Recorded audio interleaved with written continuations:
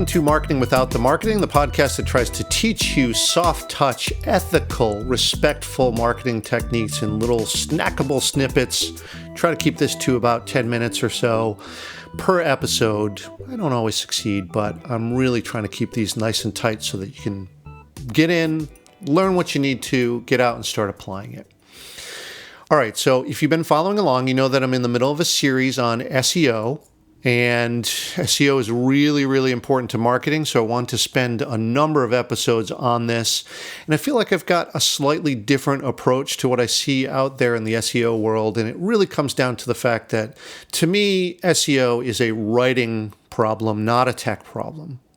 We want to look at what's good for your users, but we also want to look at what's good for the Google algorithm as well, or what I call the humans and the robots. The first rule of thumb that I say to my clients, to my students, humans first, robots second.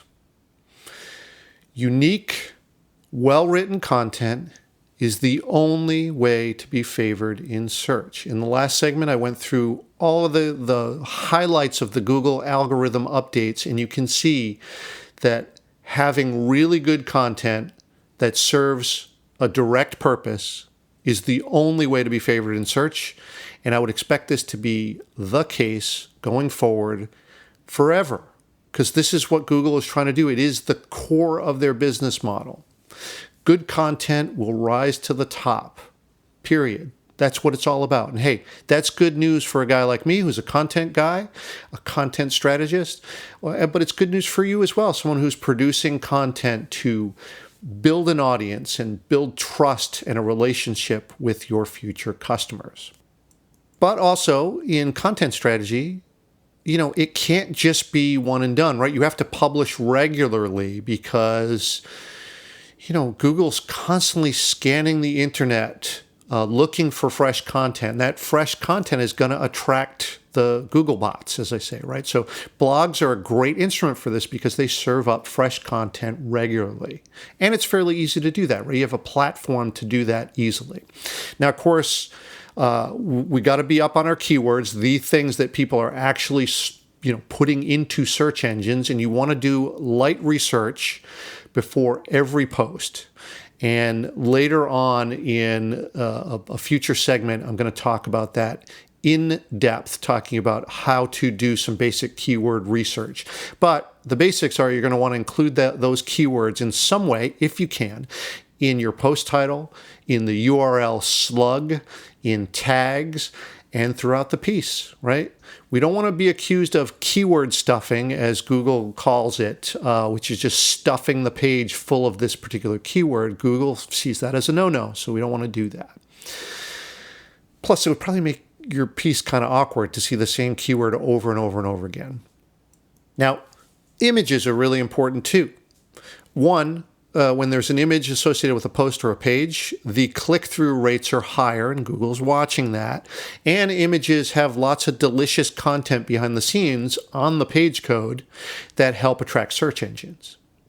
You're going to want to use unique images where you can, preferably your own photos, so that you don't have any copyright issues with that. And there are many places where you can find openly licensed images as well that are free and legal to use, so you can obviously take advantage of those too, as long as you're careful about it and you respect the wishes of the person who's created the image.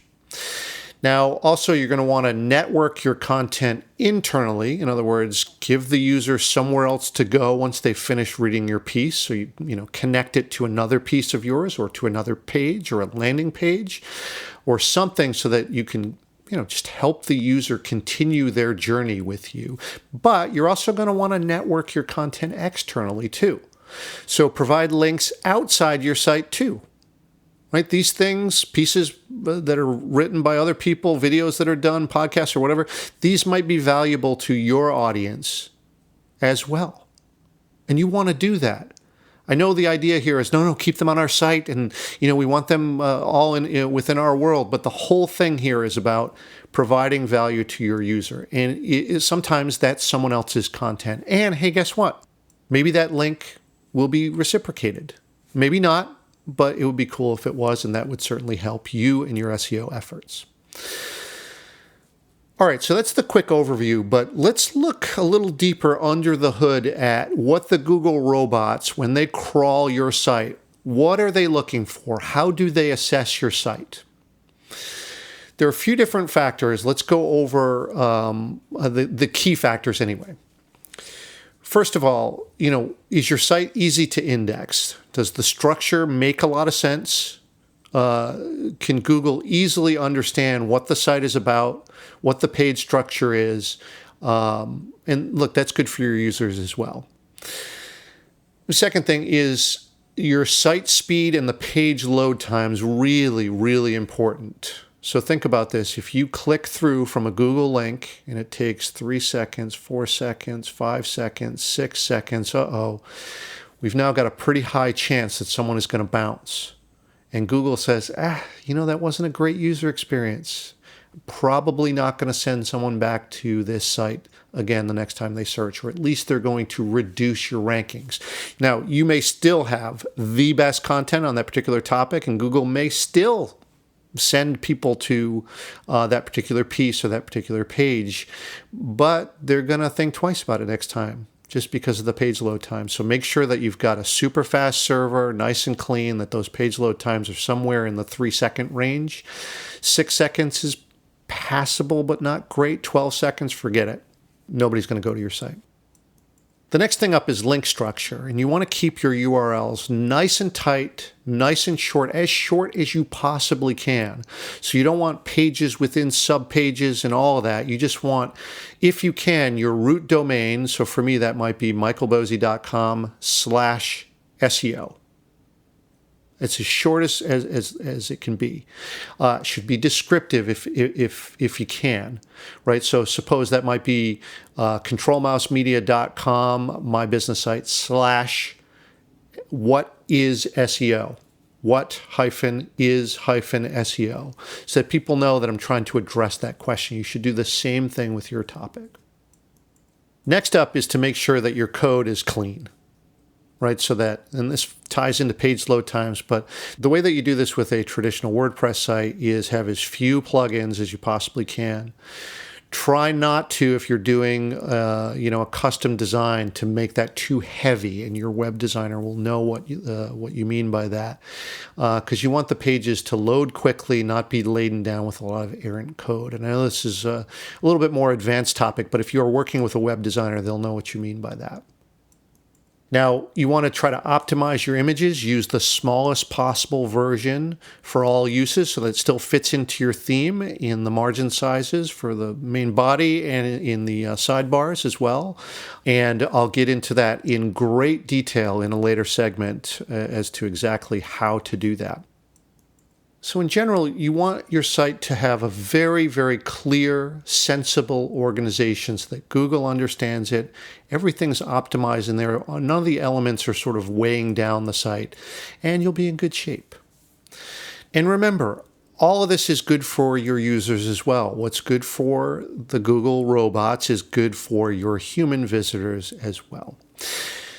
But just to bring it all home, let's look at what Google is using to measure your authority. There's a few factors that are going to be the most important to focus on, okay? First of all, how many site inlets? How many people are actually arriving at your site? That can come from a variety of sources, but someone's got to show up at your site. Google's watching when that happens. Oh, someone's here. Great. Next up is bounce rate. In other words, do they stick around? They've shown up.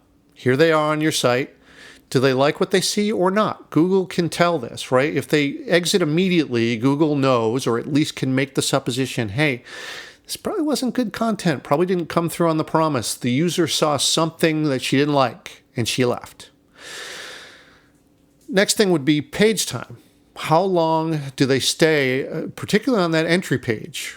So in other words, type something into Google search, got to your site. If I stuck around there for a while, you can be pretty sure that I got something out of it.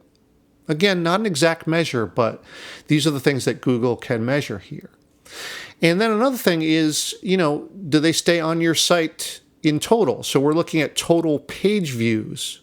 Do they go to other pages on your site? If so, then you've I mean, that's another really good indicator, right? That someone was getting value from your site and they wanted to keep getting value from your site. So that's awesome. And all that rolls up into a factor called site time. In other words, how long overall did someone spend on your site? And obviously, the longer, the better. Now, don't be discouraged when you see this in Google Analytics, because often these site times they seem very short, right? So if you have someone who's been on your site for 6 minutes, that's an eternity, actually. Often what you'll see is that the average is somewhere in the 1 to 2 minutes, depending on the site. I mean, if you have a lot of video content where people are watching or whatever, that could be a lot longer, but don't be discouraged by that. It is still an average and it's going to look lower than you think. But generally, we want to see that people have gotten there, they haven't bounced right away, and they've spent some time on your site. And then the last of the key factors is the page exit page. So in other words, which page did they leave? Where did they decide to actually leave your site? Now keep in mind, you may have served them perfectly well with that one piece of content that was in their first site entry, and they say, wow, thank you very much. That was awesome.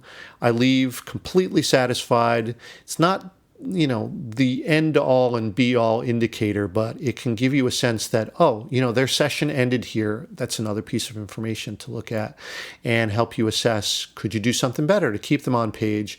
Or is that not the goal of that page? Either way is fine.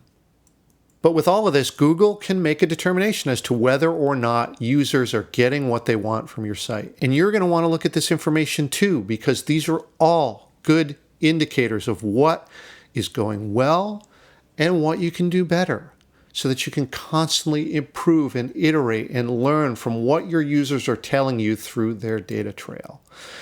It's really a gift to anyone who is running a website, trying to build an audience, trying to produce content, trying to serve an audience. It's really awesome.